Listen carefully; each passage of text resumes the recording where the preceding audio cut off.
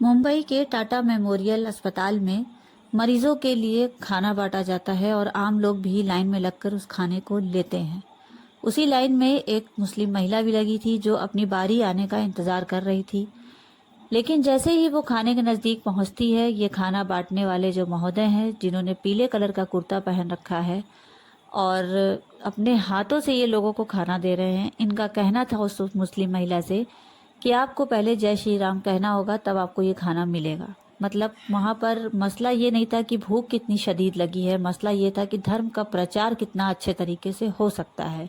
वो भी वो धर्म, वो भी उस भगवान का नाम जिसने कभी इन सब चीज़ों पर कोई बात बहस की ही नहीं, जिसे मर्यादा पुरुषोत्तम दास कहा जाता था। उस भगवान को जो है खाने की एक प्लेट के लिए हद से ज्यादा गिरा दिया गया और उस महिला को तमाम बहस की गई, लेकिन खाना नहीं दिया गया और वो उसी तरह से लाइन से हटकर अपनी बारी का इंतजार करती रही। ऐसा नहीं है, वहां पर बहुत सारे हिंदू भाई ऐसे खड़े थे जो सच में वाकई इंसान थे। उन्होंने उस महिला के लिए काफी बात की, काफी बहस की, सब कुछ करा, लेकिन जो ये खाना बांट रहे हैं, इन्होंने लाइन में देखिए हर किसी से जय श्री राम कहते हुए सबसे खाना सबको दे रहे हैं। भूख ऐसी चीज है जिसका किसी का दिल चाहे या ना चाहे, सबको जय श्री राम कहना है और तभी खाना मिलेगा। इन्होंने इस चीज को डिक्लेयर कर दिया क्योंकि ये वहां पर खाना बांटने नहीं, धर्म का प्रचार करने खड़े थे।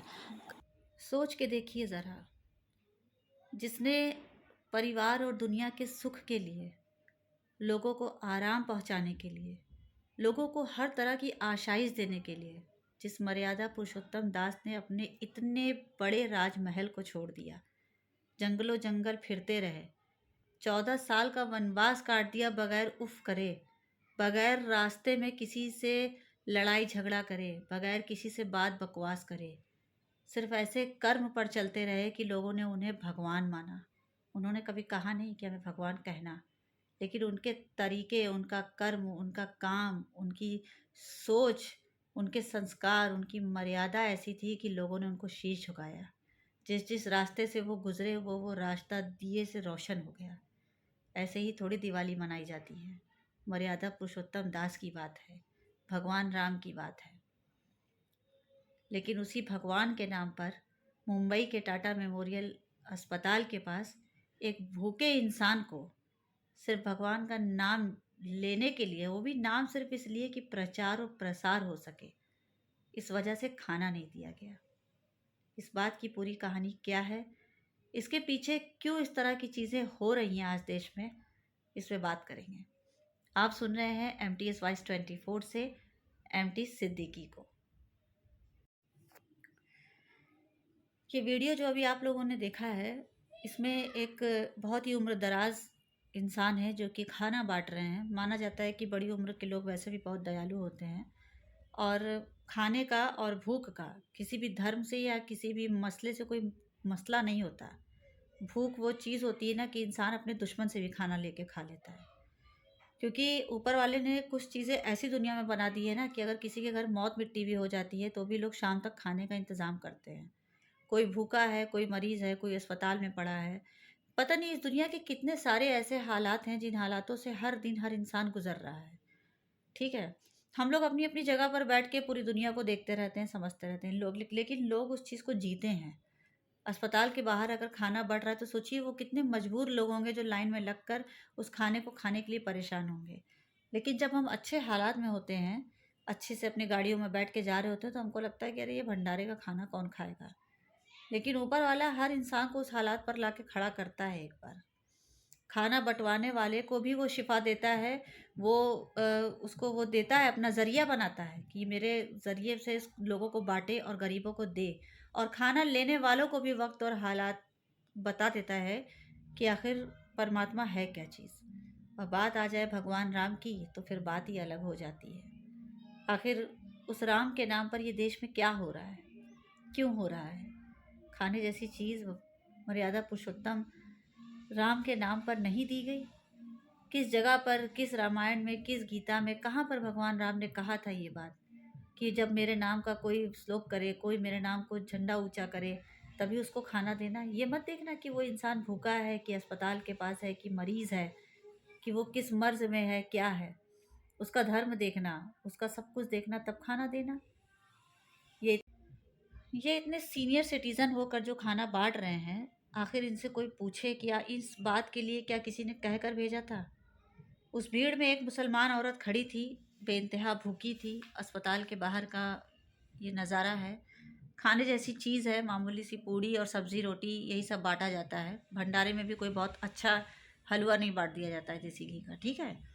और जो है ना बहुत ही हाई क्वालिटी का खाना होता है, ये भी बता दें आज आपको। लेकिन फिर भी लोग उसको खाते हैं क्योंकि मजबूरी, गरीबी, परेशानी, इंतहाई शदीद भूख वो चीज़ है कि इंसान को लाके उस जगह खड़ा करती है। लेकिन बावजूद इसके कि खाना इसलिए ना मिले क्योंकि जय श्री राम नहीं कहा गया, तो ये कितनी शर्म की बात है। ये शर्म से जो झुका हुआ सर है हिंदुस्तान का आज, इसे पूरे अपने भारत में ही नहीं झुका है, ये इंटरनेशनल लेवल पर चला गया है। एक एक रोटी एक एक लुक़्मे पर अब जो है लोग राम के नाम का हिसाब देंगे, वो भी उस राम का जिसने कभी किसी से किसी चीज़ का बदला या हिसाब लिया ही नहीं, जिसने समर्पण करके दुनिया को दिखा दिया कि वाकई वो होना, अपने आप में देवी देवता होना, पैगंबर होना होता क्या है। इस्लाम में कहा गया है इस बात को कि हर धर्म के हिसाब से, हर तरह की बोली में, हर तरह की भाषा में इस दुनिया में पैगंबर आए। साफ तौर पे कहा गया है इस बात को कि कभी किसी देवी देवता या पैगंबर को भी बुरा ना कहो, क्योंकि वो देवी देवता अगर अपनी बात को किसी भी तरीके से कहने आए हैं, भगवान राम के रूप में, कृष्ण के रूप में, ब्रह्मा के रूप में, शिव के रूप में, तो वो पैगंबर हैं। उन्होंने अपनी भाषा और बोली के हिसाब से लोगों को बातों को समझाया है। ये कहा गया है, इस बात की बहुत हिदायत है इस्लाम में। कभी भी किसी देवी देवता का अपमान नहीं करना है। लेकिन भगवान राम का अपमान पता है, खुद भगवान राम को मानने वाले, चाहने वाले अब कर रहे हैं। क्या से क्या हुआ जा रहा है। सोचिए, ये दिवाली का मौका था, अगर किसी भूखे इंसान को खाना मिल जाता, वो इंसान कितना खुश हो जाता।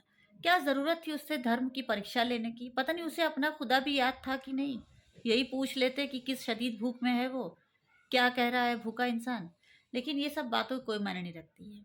ये जो हैं, इन्होंने तिलक लगाए हुए हैं, जिनको वीडियो में आप लोगों ने देखा, इन्होंने पूरा इस बात का अपना, जिसे कहते हैं, प्रचार प्रसार किया कि हम हिंदू हैं और हिंदू भारत देश में अगर रहना है तो भगवान राम के लिए जय श्री राम कहना है, नहीं तो खाना नहीं मिलेगा। वो औरत लाइन से निकल गई। लेकिन बावजूद इसके वहाँ पर कुछ ऐसे हिंदू भाई भी खड़े थे जिन्होंने उस मुस्लिम औरत की तरफ से बोला और अच्छी खासी फटकार लगाई इनको, जो ये इतने बूढ़े होकर ऐसी हरकत कर रहे थे। एक हिंदू भाई जो गले में आईडी डाले हैं, जिनको आपने देखा, उन्होंने बहुत मुस्लिम की तरफ से बोला और उन्होंने ऐसा काबिल तारीफ़ काम किया है कि मतलब मेरा उनका नाम पता, एड्रेस हमें मिलता तो हम उनको स्पेशली थैंक्स लिख कर भेजते कि इंसानियत इसको कहते हैं। इंसानियत इस लेवल का चीज़ है।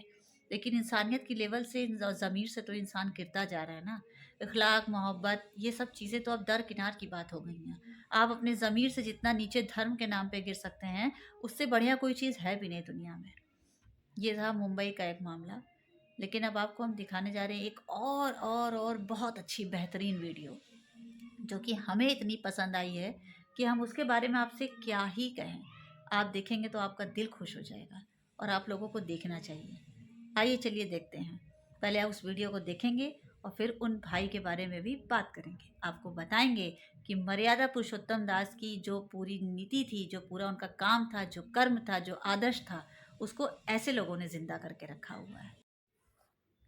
कहते हैं ना कि इस दुनिया में हर जख्मों पर रखने के लिए मरहम है, और कब कौन कहाँ किसके लिए दर्द की दवा बन जाएगा किसी को पता नहीं। देखिए, जहां मुंबई के टाटा मेमोरियल अस्पताल के पास इतना बड़ा काम हुआ कि जय श्री राम के नाम पर एक भूखी औरत को खाना नहीं दिया गया, वहीं ये हिंदू भाइयों को देखिए जो कि कितने अच्छे से अपने धर्म का भी पालन कर रहे हैं और दूसरे धर्म के बच्चों को कितनी इज्जत और सम्मान दे रहे हैं।